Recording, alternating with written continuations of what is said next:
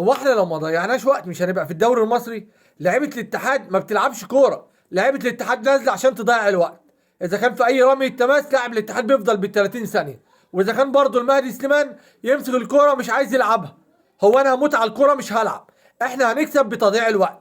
انت بالنسبه لك انت النقطه دي فوز يعني؟ لا والله، ما هو الدوري المصري مش هيبقى كويس لما كل فريق يلعب قصاد النادي الاهلي نفضل نضيع في الوقت.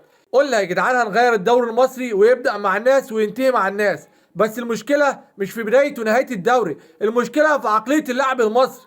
اللاعب المصري بالنسبة له الفوز ان هو يضيع وقت، والفوز بالنسبة له ان هو ياخد نقطة من النادي الاهلي. ما تلعب برجولة ودافع على المرمى بتاعك برجولة، سيبك من تضييع الوقت ده والعب واكسب النادي الاهلي. ايه يعني لما تلعب برجوله وتكسب؟ وسيبك من تضييع الوقت ده. عايزين نتفرج بقى على شوط كامل، مش شوط 45 دقيقه ما نلعبش منه ل 35 دقيقه. دي كوره يا جدعان. اتفرجوا بقى على الكوره الاوروبيه، اتفرجوا بقى يا جدعان على الدوري الانجليزي والناس دي، مفيش تضييع في الوقت.